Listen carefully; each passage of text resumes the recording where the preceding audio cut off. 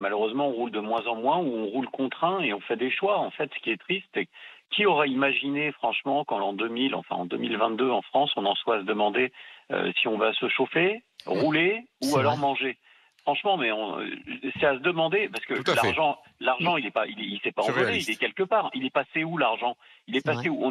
Moi, je veux bien entendre toutes les transitions écologiques et puis toutes les aides gouvernementales, les chèques par-ci, les chèques par-là. Bien sûr, mais tout ça, c'est des bêtises. La réalité, c'est qu'il faut une politique cohérente. Et là, une politique cohérente pour ce qui est des automobilistes, ça passe par un système de fiscalité qui est soutenable. À quoi ça sert d'asphyxier des Français qui peuvent plus prendre leur voiture? On va créer une société à deux vitesses.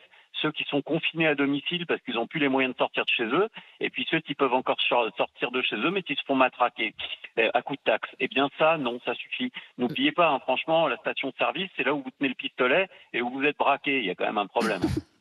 Mais Pierre Chasseret, concrètement, l'État dit qu'il va quand même mettre un plan d'aide en place. Bon, personne ne comprend ce que c'est que ce plan d'aide. Mais est-ce qu'il faut le mettre en faveur des gros rouleurs, ce plan d'aide, ou plutôt en faveur des plus modestes ou de ceux qui vivent à la campagne? Mais il faut arrêter de cibler. Cibler, c'est Ah laisser de ben, côté une t'es trop bien grosse... obligé. Non, non, la réponse, c'est de mettre en place un système fiscal qui soit cohérent. Là, on est dans un système qui est totalement incohérent. Il pèse beaucoup trop lourd sur les Français. Et puis surtout, il stigmatise. C'est-à-dire que vous avez ceux qui ont le droit, ceux qui n'ont pas le droit. Et puis la difficulté, vous avez tous ceux du milieu. Vous savez, tous ceux qui regardent, qui sont à la limite de l'effet de seuil.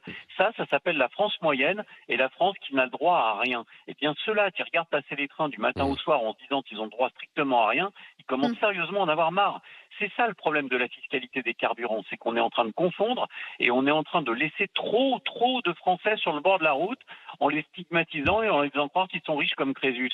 Ben, je peux vous dire qu'aujourd'hui, ceux qui sont sur le bord de la route, c'est pas les riches comme Crésus, c'est les classes moyennes qui se lèvent le matin, qui bossent, qui emmènent leurs gamins à l'école et qui ont besoin d'un prix des carburants qui soit accessible. Voilà. Oui, mais le problème, Pierre, c'est qu'à un moment, tu peux pas non plus, je veux dire, maintenir une ristourne de 30 centimes sur, effectivement, allez, on Bien va sûr dire que un si. riche. Non, mais un riche qui a un SUV et qui, lui, n'en a pas besoin. Oui, mais c'est une mauvaise façon de voir les choses parce qu'on Ah parle bah, d'un phénomène marginal. C'est-à-dire que pour 1 ou 2% qui bénéficieraient d'une baisse de la fiscalité, on punit 98% de la classe. Donc il faut arrêter de stigmatiser. Le système français sur la fiscalité des carburants est tout simplement inimaginable et inconcevable. On est l'un des pays au monde qui mmh, taxe le plus sur les carburants.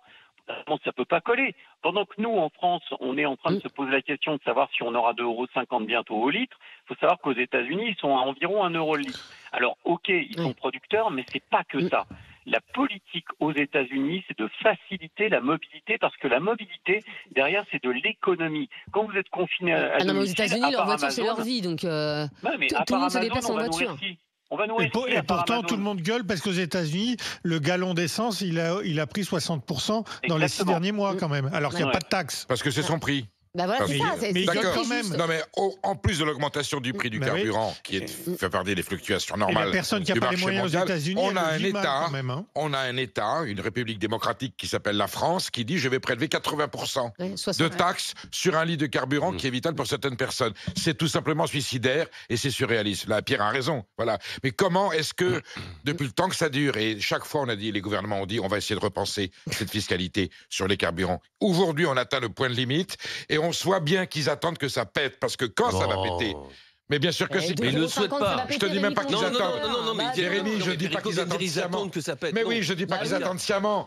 Voilà. Quand ça va péter, ils vont prendre la mesure. Voilà. Et je dis pas Comme d'hab. qu'ils sont en train de gagner du temps. Ils savent très bien que le jour où ça va péter, ils baisseront de 1 € le litre.